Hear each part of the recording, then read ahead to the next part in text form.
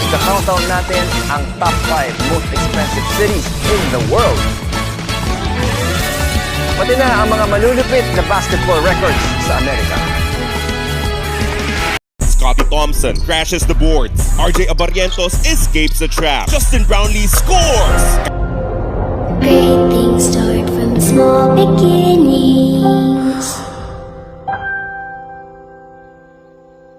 I paid my dues We've come to this, one lift time after time. at 217 kilograms. You brought me fame For the and gold. fortune and everything that goes. Thanks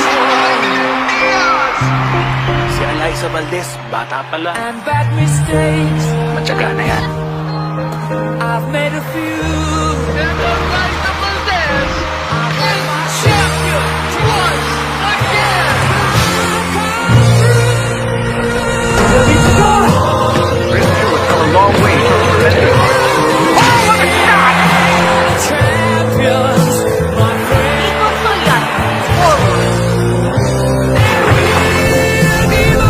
Filipino swimmer Ernie Gawilan now in the lead. Philippines breaks its own record. What a comeback! Congratulations, Blacklist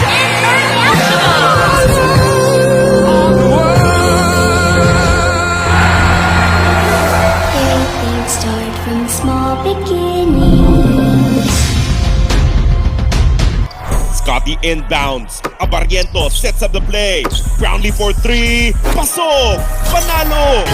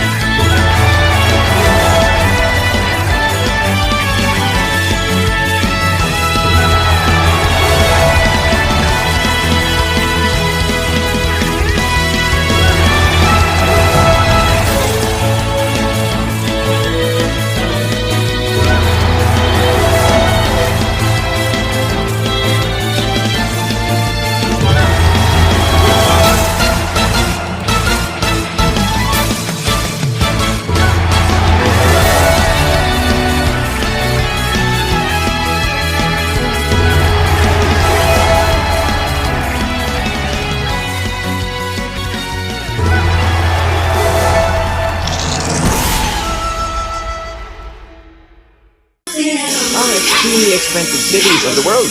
At kung plano mong bumisita, dapat marami kang baong pera. Ay, neighbors, papasyal tayo sa iba't ibang lugar sa buong mundo. Yay! Countdown na. Alam namin kung saan ang mga ito at kung gaano kamahal tumira sa mga lugar na ito. Ito na ang top 5 expensive cities sa buong mundo. Number 5, dito matatagpuan ang Hollywood. Ang pinakamalalaking movie studios, pati na rin mga pinakasikat na artista. Ang ganda-ganda-ganda. Yan ang Los Angeles, California, USA. Tama, mahal doon, hindi lang dahil sa industriya ng pelikula. May 10 milyong residente ang LA at mas mataas ang local taxes doon kumpara sa ibang syudad. Noong 2020, nasa $2,500 o 143,000 pesos ang upa ng apartment sa LA. Ang mahal. Number 4, punta tayo sa Asia. Dito ang city na tahanan ng 7 million people. Ang dami-dami-dami. Yan ang Hong Kong. Isa ito sa mga business hubs ng region. Bukod sa negosyo, nagkalap rin dito ang tourist attractions at ilikan. Saya-saya-saya. Ang taas ng demand dito para sa real estate. Sobrang mahal magkabahay. Upa sa apartment na may isang kwarto ay $2,200 o halos 126,000 pesos. Sa number 3, talon tayo sa Holy Land. Ito ang Tel Aviv sa Israel. Tel Aviv ang pinakamalaking syudad ng bansa. Sari-sari ang kultura at mga tanawin para sa mga turista. Mahal dito dahil malakas ang ekonomiya at presyo ng mga bilihin. Isang building lang nagkakahalaga ng $1,600 o lagpas ng konti sa 91,000 pesos. Balik tayo sa Amerika, sa isa sa pinakasikat na lungsod sa mundo. Lalaki ng kalye, building at ilaw, ito ang Big Apple. Saan po yan? Ang concrete jungle ng New York City. Nagkalat ang sikat na landmarks dito gaya ng Empire State Building at Statue of Liberty. Ang average na renta ng apartment sa New York ay $5,000 o 286,000 pesos. At taon-taon tumataas pa yun ng 85%. Ang mahal. Sa wakas, andito na tayo sa top most expensive city sa buong mundo. Marami kung saan ito. Europe? Sa Amerika? Hindi, sa Asia, ang Lion City ng Singapore. Yan ang city na country rin. Sentro ito ng halo-halo at malakas na komersyo sa buong Southeast Asia. Pero dahil sa liit nito, ang gawan sa lupa, kaya mataas ang demand. Makunti rin ang natural resources ng bansa. Kaya imported ang tubig at natural gas. Dagdag ito sa taas ng presyo. Ang single bedroom apartment dito nasa $2,310 o 133,000 pesos. O ano, sana ba kayong sumira sa mga pinakamahal na sila sa mundo? Sa inyo yan, meron pa tayong susunod na listahan ng extreme records na nakakabilis. May pasabog na naman si Kuya Chris. Excited na ako! Shaira, ikaw na magsabi ng susunod nating countdown ng extremes. Ito na ang extreme basketball records. Tuloy ang ikot at talbog ng bola. Ito natin, hashtag na. Pag team records ang usapan, syempre may sports. Kaya relax lang kayo at pasadahan natin ang malulupit na records sa NBA o National Basketball Association sa Amerika. Kilala ang NBA sa buong mundo at dahil nakikinig tayong mga Pinoy sa basketball, kilala nyo ang mga basketball stars na mapapanood nyo. Sa NBA sumikat ang mga halimaw ng hardcore. Michael Jordan, Kobe Bryant, Larry Bird, Shaquille O'Neal at marami pang iba. Ang galing nila! At ito na ang NBA records na mukhang hindi na mababasag. Parte ng laro ang assist o pagpasa ng isang player sa kampi niya na direktang nagresulta sa points. Pag walang nag-assist, malamang hirap kayong mga score. Noong 1990, naungusan ni Scott Skiles sa wakas yung dating record na 29 assists sa isang laro na gawa ni Kevin Porter. Hanggang ngayon, si Skiles ang may record na 30 assists sa isang game. Pero ang pinaka-importante sa basketball ay makashoot. Pataasan ng points para manalo. At noong 1962, si Wilt Chamberlain ay nakascore ng 100 points sa isang laro para sa team niyang Philadelphia Warriors. Ang total score nila, 162 points. Banggitin na rin natin bilang honorable mention si Kobe Bryant na gumawa ng 81 points sa isang laro noong 2006. Ang galing nila! May records naman ba tungkol sa fans? Meron. Ang pinakamaraming nanood na fans ay sa laban ng Bulls versus Hawks noong 1998. Ang record ng pinakamaraming umattend ng single game sa regular season ay 52,046 fans.